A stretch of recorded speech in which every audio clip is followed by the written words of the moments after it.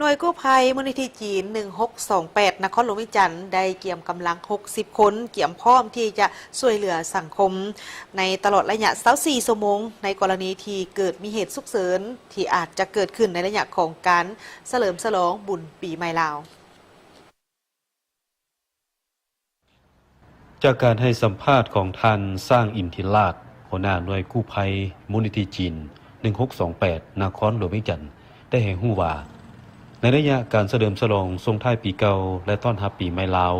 หรือบุญกุศลสงกรานต์พ.ศ. 2569หน่วยกู้ภัย1628เก็บกำลังคนทั้งหมด60คนแบ่งเป็น4จุดบริการคือจุดแคมป์ของหอกลางหอวัฒนธรรมดงปะแลบเมืองอินทบุรี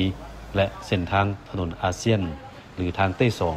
เพื่อรับใช้บริการสังคมให้ท่วงทันและทันเหตุการณ์หากมีกรณีเกิดเหตุการณ์ฉุกเฉินต่างๆที่อาจจะเกิดขึ้นในช่วงระยะบุญปีใหม่สงกรานต์ปีนี้เนาะกู้ภัย1628ของเขาได้แบ่งออกกันเป็น4จุดเนาะเพื่อเตรียมความพร้อมใส่กับ7วันอันตรายนี้เนาะก็คือจุดที่1แม่นศาลเจ้าปู่ย่าหอกลางแคมป์ของจุดที่2มันอยู่เส้นทางเต้2ทางไอเดียเนาะท่านขนส่งไอเดียจุดที่3แม่นหอวัฒนธรรมเนาะจุดที่4แม่นอยู่บ้านดงปะแหลบเส้นทางดงปะแหลบไปดอนแดงนั่นเนาะจำนวนคนของพวกเขาเนาะมันปีนี้มันมีความพร้อมสูงเนาะนำใส่ทั้งหมด60สหายเนาะ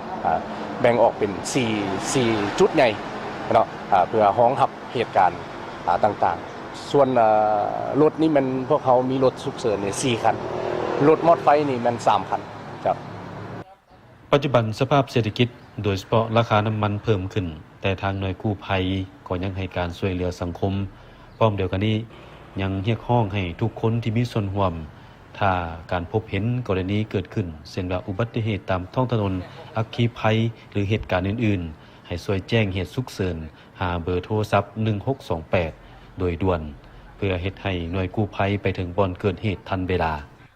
น้ำมันแพงก็เป็นเรื่องนึงเนาะแต่ว่าชีวิตคนบ่ทรัพย์สินบ่ไม่อย่างนี้ต้องเป็นมาก่อนเนาะพวกเขาก็ได้ระดมกันเนาะหลายภาคส่วนซอยกันแต่ว่าพวกเขาต้องได้ออกทุกเหตุที่ว่าได้รับแจ้งมาเนาะเพื่อ1แล้วมันกู้ภัยเฮานี่มันต้องสำคัญเป็นเวลาเนาะต้องไปฮอดคนเกิดเหตุนี่ให้ไวทวงทันเหตุการณ์ขอวอนพ่อแม่ประชาชนเนาะที่ใช้รถใช้ถนนเนาะหากเกิดเห็นรถฉุกเฉินรถอัมบูลันซ์หรือว่ารถมอเตอร์ไซค์เนาะให้บรรดาท่านชะลอความไวและแอบเข้าข้างเพื่อให้พวกเขานี่ได้ไปฮอดสถานที่เกิดเหตุอย่างไววาเนาะเพื่อหลีกเลี่ยงอุบัติเหตุจากการเกิดขึ้นเช่นว่าอุบัติเหตุตามท้องถนนในระยะการเฉลิมฉลองบุญปีใหม่ลาว